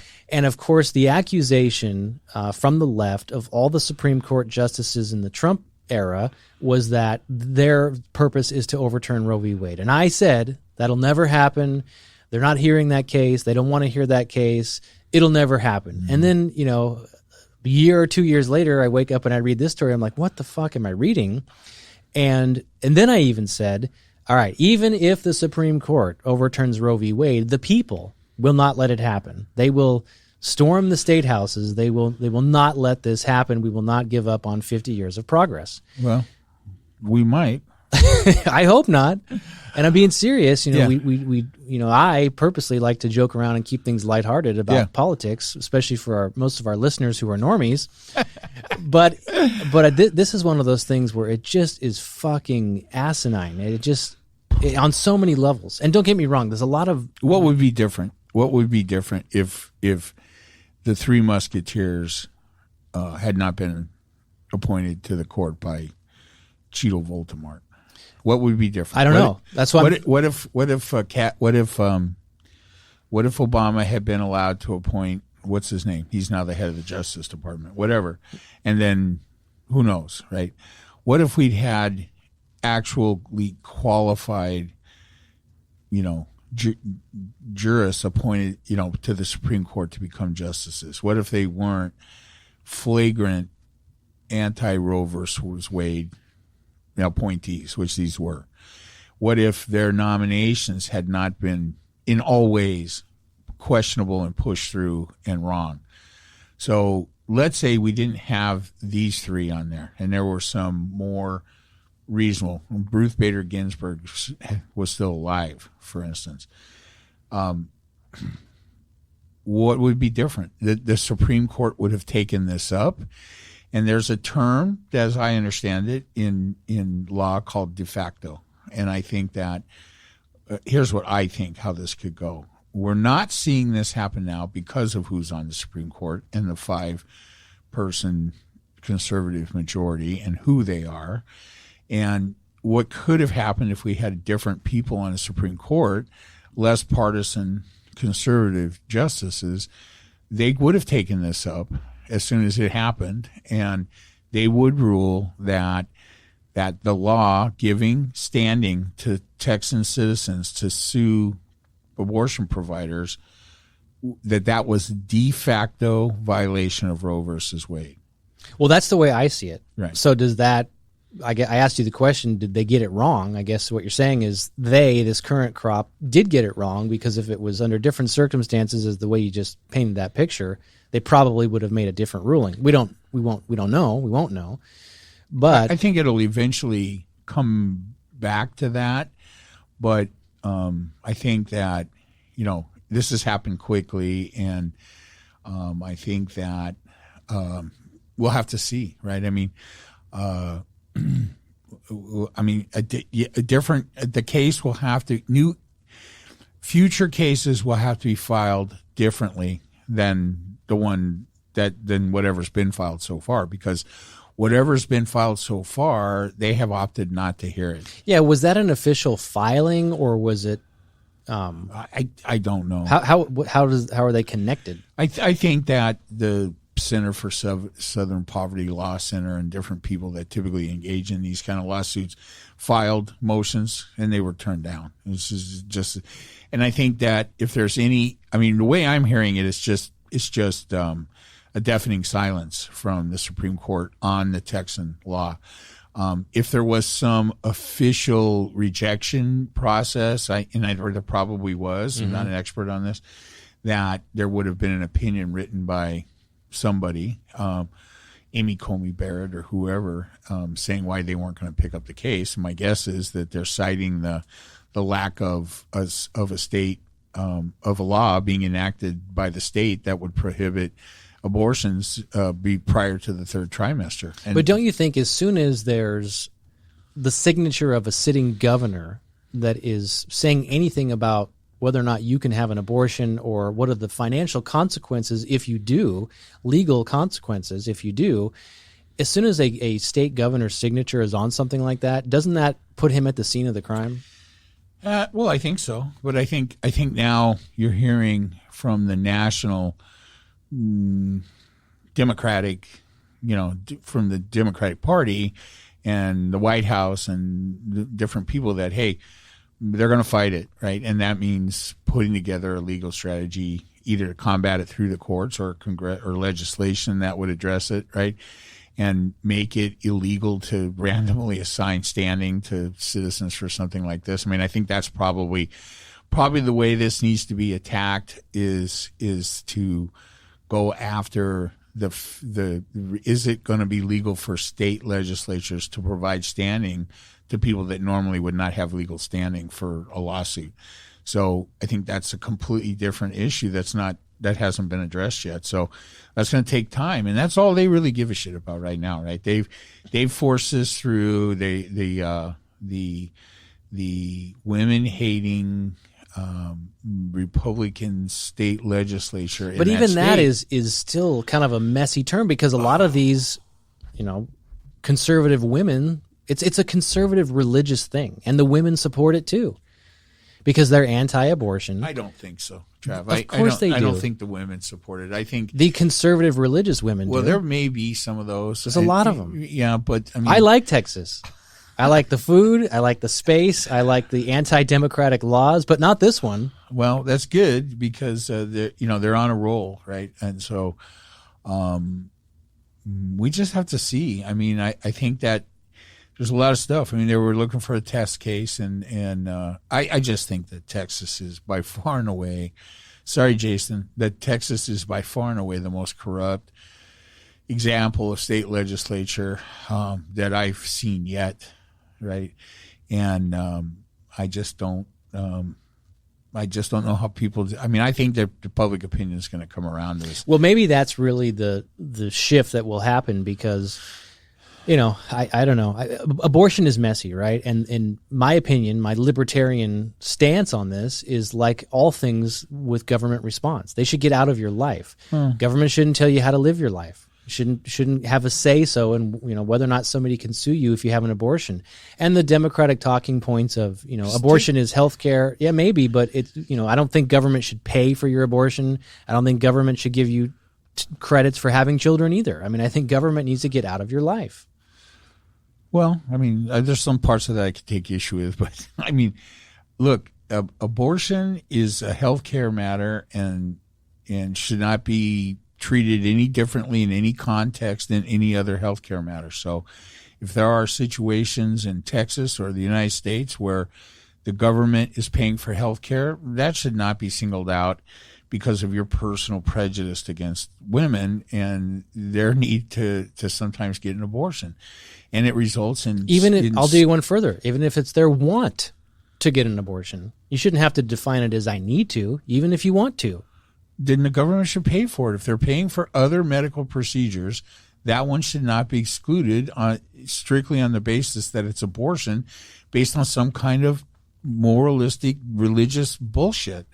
Yeah, I guess I could come along with you there, although I would say you. I don't think the government should pay for any of your procedures. Well, I mean, that's a different issue, right? But if you pay for some, then you have to pay for them. Yeah, I know what you're saying. That shouldn't be singled out. I get because it. that just prolongs. Should all be cut out. That's just prolong. Yeah, well, that's fine. That's different than what you said. Right? Yeah. So I think that it's by letting those kind of exceptions. I mean, here's what's been happening on this particular issue, right? It's not the forefront issue for me because I'm not a woman. Me and my wife are not of childbearing age or capability at this stage of the game, and it's not going to be the front burner issue. But I'm outraged by the way this has been handled. The idea that settled federal law regarding this from 50 years ago in the form of Roe versus Wade, that we stand by and watch a state government purposelessly, maliciously devise a way to go around the Supreme Court and defeat, temporarily at least, that is just repulsive. And how anybody, anywhere, for any reason, could be okay with that is just frankly beyond me. So you say, stand by and watch. The first example that I read where that's not happening is in the state of Oregon, where they're now trying to pass some emergency legislation, I'm not sure, where it would ban travel to Texas. I think the way they're wording it, travel and trade to and from Texas for any government-related activities. Well, I mean, look, where are the corporations? right, that really have some economic impact here. Where are they on this issue, right? Is Coca-Cola standing up and doing anything? No. Is anybody? Nobody. It's a deafening silence from the corporate world. What do you make of that? Well, I mean, they stood up to change the fucking baseball game, all-star game. They don't want to get involved in this issue, right? They're chicken shit. I mean, they're like all things corporate. Their moralistic stands on issues are phony, right? There's not a fucking thing. Like if they take an extreme on both sides, like for or against. They don't care. They don't really care. It's if you see a corporation take a stand on a social issue like this, the only sole reason that they do that is because somewhere in their calculus they think that's going to help their bottom line. I think so too. Yeah, self-preservation. That's why I brought up the baseball game. Yeah, exactly. I mean, I think that. I think some of the abuses of voter rights in Georgia prior to the runoffs, right, in the Stacey Abrams gubernatorial race, I think it was outrageous, right? And it was good that some corporations made stands regarding that. But it was for their own benefit. Make no mistake about it. So if we're going to sit back and wait for corporations to be the moral arbiters of these kind of social, I think it's a mistake. But do you think then in this day and age that corporations would have a greater influence than obviously the Supreme Court if they chose not to weigh in on it? I don't know. I mean, I think that this is being driven in Texas by the Republican Party who has seen and continues to see their state turn blue in front of their very eyes. And while they have some power left, they're trying to do everything they can on as many fronts as possible to shore that power up. They're going to rig the election laws to suppress the vote, to make it harder for Democrats to gain seats in their state legislature or send Democratic representatives to the federal Congress, and they're going to change laws like this that they think will pander to the base wants of the far right. Why do you think that is still one of the base wants of the far right? Because they're control freaks, they're misogynistic, they don't believe women should have equal rights. There's a lot of old white men in these institutions that believe that they somehow have the right and the power to make health decisions for women, which is fucking nonsense. So do you think that this is more of an age thing or a political alignment thing? Like, you know, clearly it's coming from the Republican Party. The conservatives. Is it just old white men? I don't know. There's a lot of them. I mean, there's still a lot of them in the legislatures there, but it's white men in general. I mean, they're the ones that drive these kind of laws. It's not white women. All right, I'm going to ask you again. Yeah. You're not coming around yet on term limits? No. It's just not an issue for me. I just want the people to vote out the How about age limits? No. Let's get some younger people in Congress. Listen, have you heard the nonsense coming out of the mouths of people like, you know, Jeff Hawley and the Democratic Speaker Kevin McCarthy, Republican? Yeah, Republican Kevin McCarthy. I mean, these guys are younger, right? The jackass that always shows up at the hearings in his dress shirt with no coat, but his dress shirt and his tie, and you know, the guy that put Hillary through 12 hours of grueling questioning about Benghazi, and now he's crying because they want him to testify about his conversations with President Trump on January 6th. Fuck these guys. So there's no hope for the youth then either? It's not a youth thing. This is dogma. This is the I don't even know the right way to put it. I wish I had a more eloquent way to put this, but this is Republican power grabbing, or trying to save what power they have or whatever, and it's just based on nothing except that. I mean, the only thing that Kevin McCarthy gives a shit about is being the Speaker of the House. And he feels that to do that. After January 6th, he came out and said that Trump caused this. It was his fault. It was his incitement and all of that. And then he got slapped by Trump for that. And then go look it up. Go look up the picture of him down there kissing the ring in Mar-a-Lago, because he realized that if in fact, and at that point it was 2 full years out, if in fact there was going to be some kind of switch in the House, that he wasn't going to be the Speaker of the House if he didn't kowtow to what he wants. He's just the worst. Kevin McCarthy. Oh, and by the way, the name of the other Republican congressman I was trying to think of from California, Nunes. Devin Nunes. Devin Nunes, Yeah. Biggest piece of shit ever. You do have your brain still working. It still works. But, this is a bigger deal than the usual hot button issues, I think, with the Republicans, because they... You mean the abortion thing? Yeah, because there's definitely an identity crisis. We've talked before. We had a whole podcast on the Republican Party is dead. But this really is... they're drawing a line in the sand. Like, I don't think we've seen, except maybe, when the Tea Party came about. But this is at a whole other level, because they have this identity crisis. They have to figure out who they are and who they want to be by the next election and beyond.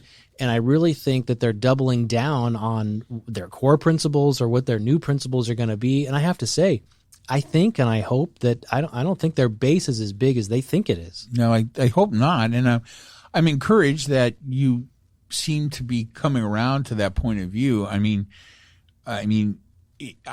This is what I've been saying for the last year solidly about the Republican Party. So I don't know why, I don't know why it takes longer for some people to see it. I do think people are going to see it, and it's encouraging. If you're seeing it like that, that's encouraging to me that more people that haven't seen it like that so far will eventually come to realize what's going on. This is not business as usual for the Republican Party. This is not just, hey, Republicans and Democrats see things differently, and hey, if I'm a Republican supporter, I totally toe the party line because it's not about a bunch of things that the Republicans want. It's about this. It's just about power. It's not about anything else, and it doesn't matter what integrity, what amount of integrity you have to sacrifice as a group of Republicans to accomplish it. They don't care anymore. Yeah, but the power... That's what you're seeing, Yeah, and I don't disagree, except for the power is only going to stay if they have the numbers and if they have the support. And I just don't think that they do. Well, here's the thing. We can't, as anybody that recognizes this, right, we can't just sit back and depend on that. Well, eventually... hey, this is just the squeaky wheel getting the attention above. No, there are long-term strategic plans at work here that I've been telling you about, everybody about, not just you, Travis, that Democrats have been talking about for quite a while. And it's not the same as usual. They're much more involved. The voter suppression laws, this is a 10-year strategy that they are orchestrating with the finesse of an orchestra conductor. And I always thought you didn't need a conductor for an orchestra. You get up there, you're like, listen, who are you? Who are you? Why are you here? Well, definitely, there have been,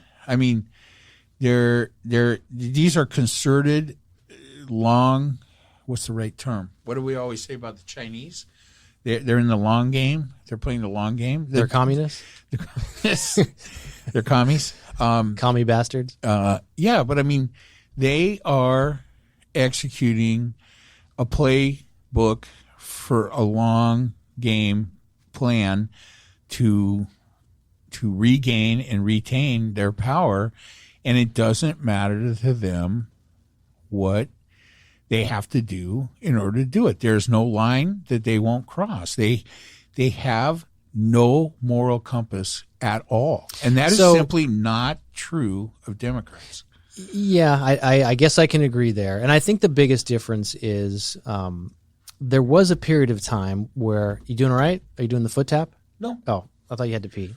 I'll just tell you if I do. There was a period of time where I think it was important, at least for a conservative, mind person like me, not on these social issues, but just, mostly financial and tax and all that other shit, where it was better to do whatever it takes to vote out Democrats.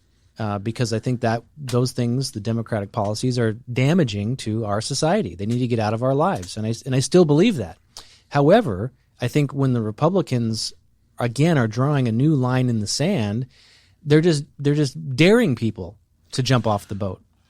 And I think ultimately this will be good because I still stand by my comments where the Republican Party is dead, but I think that we'll come out of this. I don't think more people are going to vote blue. I think more people.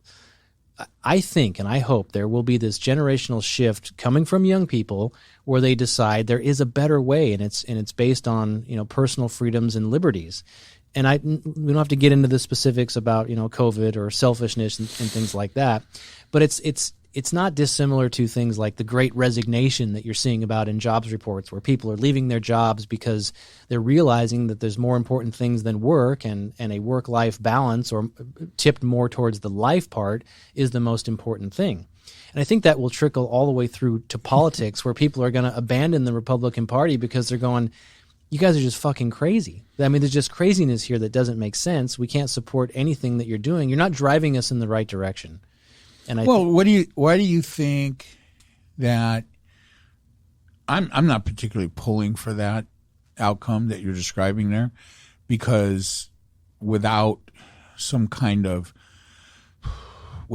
game plan, that kind of thing goes awry. And so what I would rather see is that the Republican Party fix their shit and get back to their job of being the counterbalance to a productive government, and we need to get our minds off this pie in the sky horse shit about moving to a new, better work-life balance and blah blah blah. Why is that pie in the sky? Because it's nonsense. How is it nonsense? Just get back to trying to govern the country. If you're a political party, right? It's not. We don't want the Republican Party to fall down under its own weight and collapse. Yeah, I agree with you. That's a distinct possibility. Not the desired outcome. Not for me. Okay? Yeah, but I think what you're overlooking here is that's not to say there isn't going to be a plan. And that doesn't mean... Where's that plan going to come from? Well, I think the difference is this. I think the idea and the future of a two-party system and the idea of compromise based on, as you said, a counterbalance of two opposing political parties, I think that needs to die. I think you need at least a bona fide third voice in there, or even if it's just independents that literally say, because I'm not one of these guys that says, if this is a Republican idea, it's a good idea, and if it's a Democratic idea, it's a bad idea. The talking points, as we say. The point is, something from the right side of the aisle might be worth voting on today, and something on the left side of the aisle might be worth voting on tomorrow. Yeah, but they don't do it that way. Not from the current right side of the aisle. Or the left. Well, I don't agree with that. How much crossover is there from the left? I mean, that's almost like political suicide if you're anybody on the left and you vote with the Republicans. I don't think we're seeing that on the left. I mean, you're certainly seeing it on the right, where any Republican elected official that doesn't completely get down and kiss Donald Trump's shoes on a regular basis is primaried out of existence. That's not happening on the left. Yeah, and because the left is in charge. The left has the presidency. The left has the agenda. Well, it didn't happen during Trump. It did too. Nobody supported anything Trump said, and who could blame him? Who would? I know, but it did happen. Well, look, just to take this back a notch, I know what you're talking about, and it's not that I don't understand. I'm not a big fan of the idea of the political system being taken apart without something ready to go in its place. You said the same thing about religion. I don't get it. Let it die.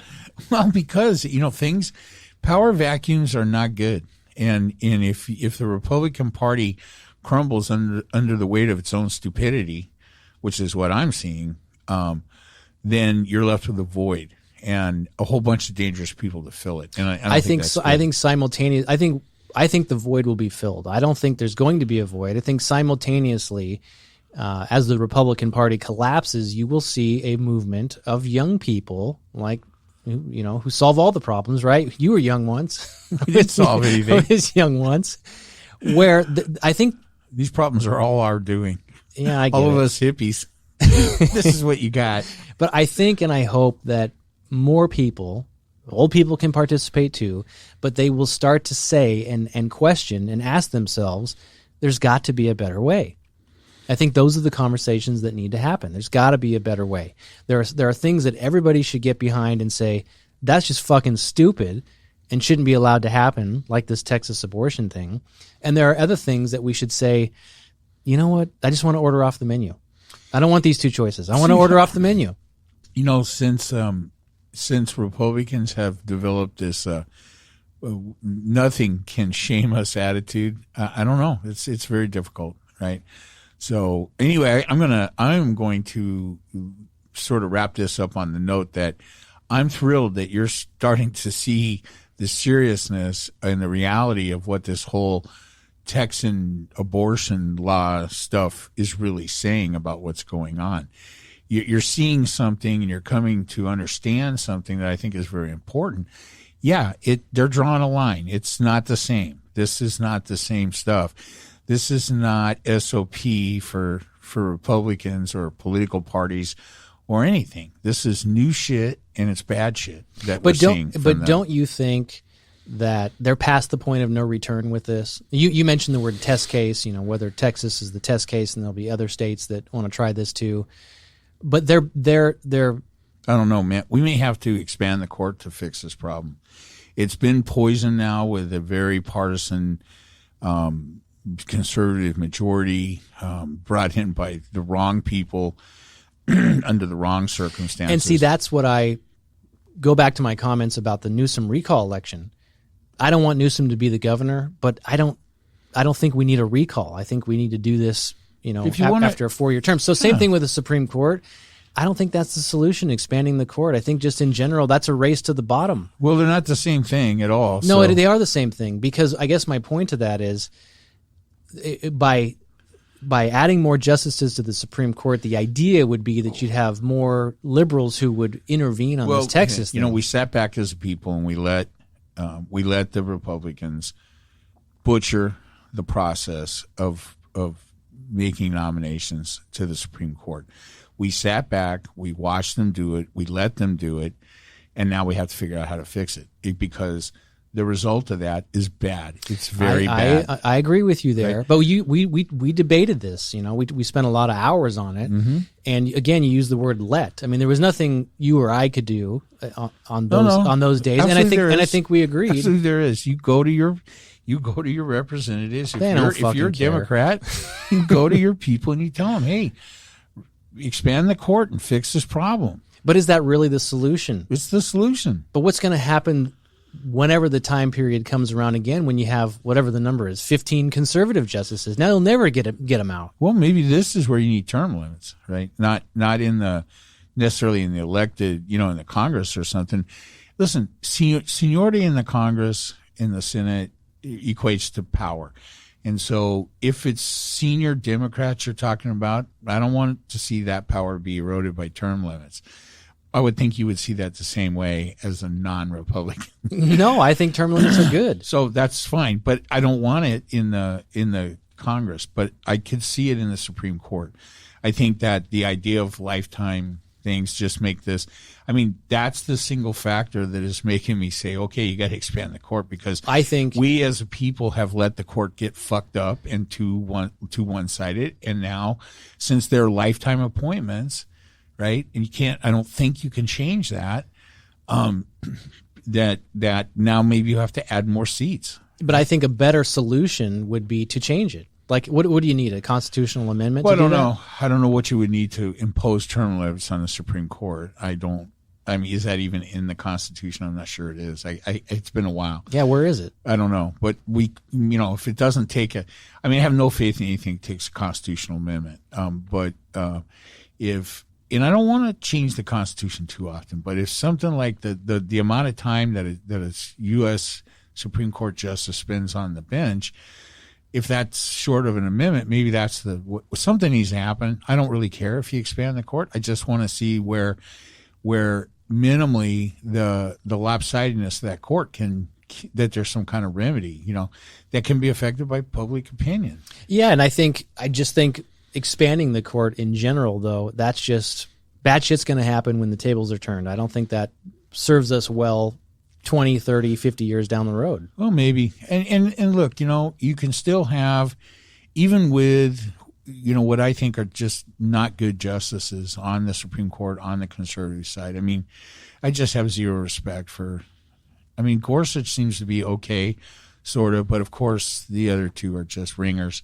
But they still, even though they're supposed to be apolitical, they still answer to certain forces, and we just need to do whatever it is we need to do as the public to make that felt on the court. And so you listen, this thing in Texas, we need to unite up against that because it's wrong for no other reason. There's no other reason that we should need.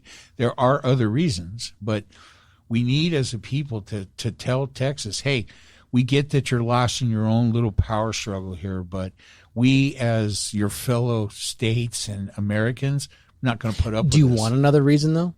Sure. What's another reason? I'll tie it into climate change. Go ahead. There's too many fucking people on this planet. Well, too many of them are Texan. I'll give you that much. There's too many people. No offense, Jason. Were you the one who was telling me, somebody was telling me recently, maybe we talked about it, I don't remember, where Texas they built something into their constitution where they can secede from the union? Not me. I never talked. Have you ever heard that? No. That can't be right, can it? It can't be right. That's what I thought. It's called, look, there's a name for that. Do you want to know what it is? Yeah, seceding from the union. Yeah, it's sedition. It's illegal. It's a federal offense, and it's real. So I know it's one of those Yeah, things. but if you're seceding, you don't care about the federal offense. In your mind, there is no federal government. You've left it. We will just turn Texas into a territory and treat them like Puerto Rico. Do you think that that's what it's going to take to overturn some of this crazy shit that's coming out of there? How do you see this playing out? I don't know. I think that one way to go about it is for the public that doesn't like the way things are going in Texas, the Texas public that doesn't like that specifically, mostly. But all of us in general can have an effect on this, right? The Democratic Party can have an effect on this. And I don't know that we can change this completely fucked up mess concerning their abortion law there, that we can change it with a snap of our fingers. Two fronts. I think we should do anything we can to support anything that will change that in the state of Texas. Like this Oregon thing? What was the Oregon where thing again? They won't allow any basically trade or travel on a government level? I'm not a huge fan of boycotts one way or the other. I don't think boycotts work. I've never seen them do anything particularly. But I think that, there are a number of ways. You heard them in the pocketbook. That's really where that comes from. So if there's a way to make that work, great. They won't understand anything else. Nothing else will affect them. Where are the Democrats of Texas? Remember they did this whole walkout over the voter thing? Yeah. How come they didn't walk out over this? Well, I don't know if they've had time. I think it's already passed. They're there. They can't run it out of state every time there's that's not the right way. No, I know. It wasn't right then either, but they made a big deal of it. And I don't know. I think going to the federal government at that juncture in time was the right thing for them to do as far as statements go. It brought the attention to it that it needed. And I think we're yet to really understand what the long-term effects of that will be. I think federal voting rights laws are probably a dead issue at this stage of the game. I think the Biden administration has redone the calculus on this, and I think that climate change and infrastructure are going to take precedence over voting rights laws for now. We'll see. We'll see what happens. Again, these giant cataclysmic natural disasters, you just really put a wrench into every administration, right? And so get your eye off the ball for a while. Sometimes that can be a godsend for an administration, sometimes not. So I think the other thing we need to do in regards to Texas is we need to work as, I'm going to just say Democrats or, the the left. We need to work on stopping this from spreading to other states. Because how do you do that? The more places this spreads to, this tactic that we allow it to spread to, the harder it's going to be to unwind. How do you do that? We're going to unwind it. How? Well, with federal legislation, if nothing else, through the court, through the Supreme Court. I mean, it's not a lost deal. The Supreme Court, although we can see how they're affected. When we say, well, the Supreme Court's not a political entity, so the politics of things really don't matter. Well, I mean, so we just explained. You and I have just talked about how it did matter, how it is mattering in this particular situation. The law in Texas could have been taken up by the Supreme Court on an emergency basis, and they could have put a stay, if for no other reason, just to examine the law farther. Why can't one of these obscure federal judges, like I referenced earlier, stop it? I don't know the answer to that off the top of my head. I think that it probably, because I think I think the only mechanism there is to stop it is Roe versus Wade. I don't think there are any lower statutes than Roe versus Wade. So I think when you are trying to say, hey, this state is in conflict with Roe versus Wade, you have to go to the Supreme Court. Well, here's what I think and hope. I think that my understanding of the Supreme Court's acknowledgement or lack of on this particular case was their way of trying not to deal with it, because they know if they do directly have to hear the case, I think they would uphold Roe versus Wade, and they would see that what Texas is trying to do is in conflict with that. That's my hope, and I think that right. But doesn't that speak to the fact that they are they have become hopelessly partisan? I don't think I would take the word "become" out. They've always been. I think it would be this five. It's not just this five. Justice, it's both sides, Mike. Come on. How can you say that no Supreme Court justice ever has been partisan? Well, I don't think I said that. No, you didn't. But I mean, the assumption is, how old is our country? 240 years old. I think that it's been political based all along the way, and that's why presidents of a particular political party get to nominate these justices, because they hope that they're going to pick somebody who aligns with them politically. I think that's my assumption anyway. I've never looked at it and said, yeah, they're pretty neutral. You hope that they make sound, good judgments as legal scholars. You hope that there's some element of peer pressure amongst their colleagues to do the right thing for the country. But I don't think that partisanship ever goes away. Yeah. Well, I mean, I think that there is some price to pay that has yet been exacted for the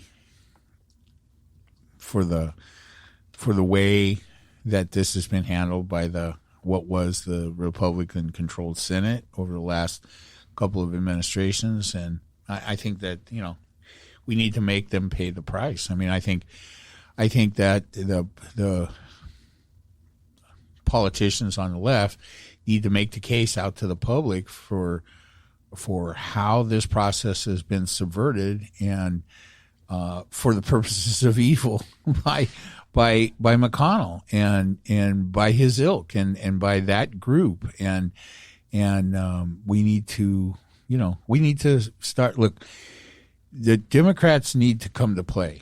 Right? If they're going to keep waiting around for everybody on the right to do the right thing, they're going to wait forever because I think they have lost their moral compass. And I think they will win that messaging. I think if Democrats come out and say, hey, listen, folks, look what's happening.